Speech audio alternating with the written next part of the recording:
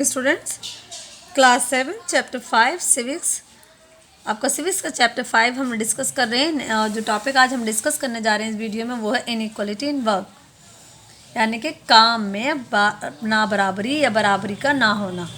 Women's primary role as a caretaker and the homemaker is one which is often not valued. देखो, औरतों को ये suppose किया जाता है कि औरतों का जो प्राइमरी यानी कि बेसिक जो काम है, बुनियादी तौर पर उनका जो पहला काम क्या है, केयर टेकर का काम है या फिर घर गृहस्थी संभालने का काम है, और इस काम को किसी तरह की कोई वैल्यू, कोई अहमियत नहीं दी जाती। In many societies it is naturally assume that the man will work outside the home and women में also do provide they also fulfil their household duties. देखो, बहुत सारी सोसाइटीज़ हैं, खासकर हम अपनी सोसाइटी की बात कर लें तो वहाँ पर भी यही माना जाता है कि आदमी का काम, मर्द का काम है घर के बाहर रहे, घर के बाहर रहकर कमाई करे, कमा कर लाए, जॉब करे, बिजनेस करे और घर के में पैसे कमा कर लाएं। और औरतों को ही सपोज किया जाता है कि उनका काम है घर की जिम्मेदारियों को उठाना, घर में रहना, घर के काम करना।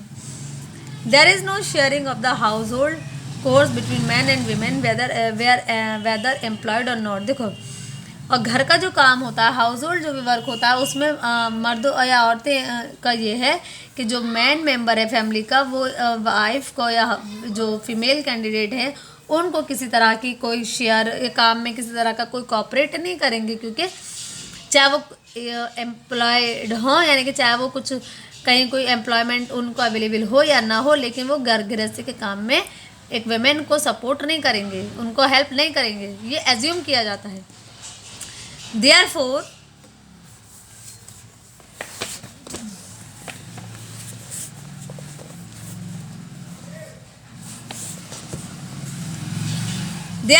it means that household job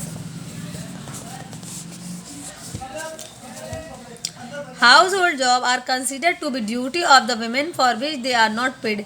और ये माना जाता है, इसलिए क्या माना जाता है कि घर बार संभालने की जो जिम्मेदारी है वो औरत की है और औरत को ही ये जिम्मेदारी उठानी है, और इस जिम्मेदारी के लिए उसको किसी तरह का कोई पेमेंट नहीं दिया जाएगा।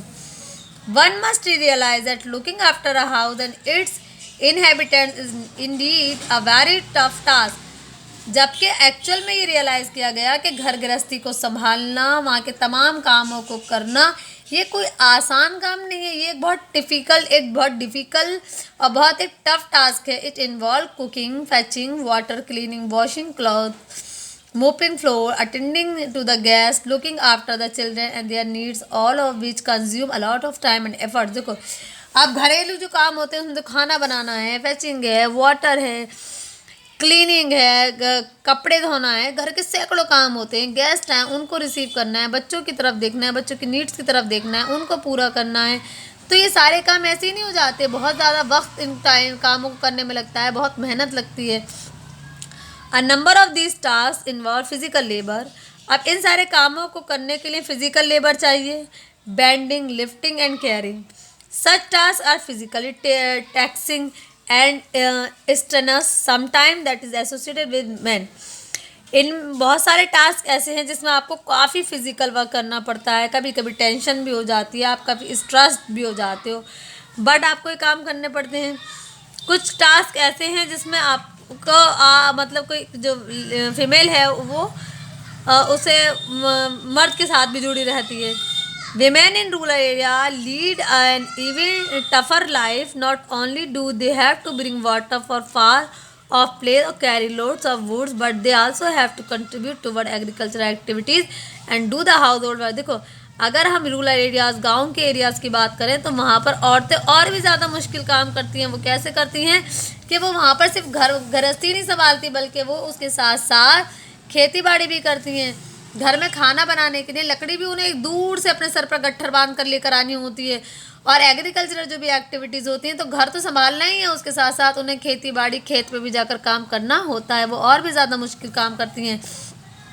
If we put together the number of hours women work at home and outside, then they far, अगर हम ये देखें कि अगर और विमेन जो भी इतने ज़्यादा घंटों तक घर पे काम करती है या घर के बाहर काम कर रही है, exceed the number of hour work put in by man, तो अगर इतना ही काम अगर कोई मैन करते हैं तो उसको बहुत ज़्यादा सैलरी दी जाएगी। House work remain the most undervalued and unpaid, जबकि औरतों को इतना सारा काम करने पर कि वो खेत में भी काम कर रही हैं, घर भी संभाल रही हैं, खाना भी बना रही हैं, फैमिली के लोगों की ज़रूरतों को भी पूरा कर रही हैं, उसके बावजूद भी उन्हें किसी तरह के कोई तनख्वाह, कोई सैलरी नहीं दी जाती।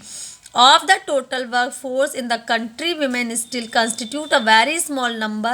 Social inequalities related to gender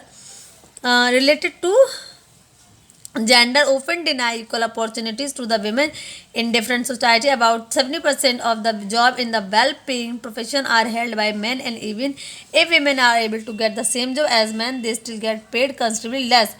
देखो, total work for in the country women still consider very small. देखो, अगर हम देखें हमारे देश में जितने भी जो वर्किंग सेक्टर है, तो उसमें हम देखें तो हमें पता चलेगा ज़्यादातर, यानी कि जो total number of work force है वो औरतें नहीं बल्कि आज भी मर्दों के हाथ में, यानी कि ज़्यादातर वर्किंग सेक्टर में काम करने वाले लोग मेल हैं, ना कि फीमेल।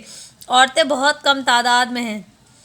और अगर हम जेंडर सोशल इनइक्वालिटीज़ को देखें तो सोशल इनइक्वालिटीज़ जेंडर की बेस पर काफ़ी हद तक हमारी सोसाइटी में पाई जाती है। आज भी बहुत सारी जॉब्स ऐसी होती हैं, बहुत सारी ऐसी जॉब अपॉर्चुनिटीज़ हैं जो औरतों को ये कहकर नहीं दी जाती, जिनको मना कर दिया जाता है भाई ये औरत है या ये फीमेल है, इसको ये जॉब नहीं दी जा सकती। इसके अलावा 70% जो जॉब्स हैं उन पर किनका कंट्रोल है? मैन का, मेल जो ग्रुप है सोसाइटी का उसका। और औरतें, अगर वो वही जॉब औरतें करती भी हैं तो उसके बावजूद भी उन्हें वो सैलरी नहीं दी जाती जो मेल पर्सन को दी जाती है। नेक्स्ट टॉपिक है बेटा हमारा impact of gender inequality. This topic I will discuss in next video. Thank you very much.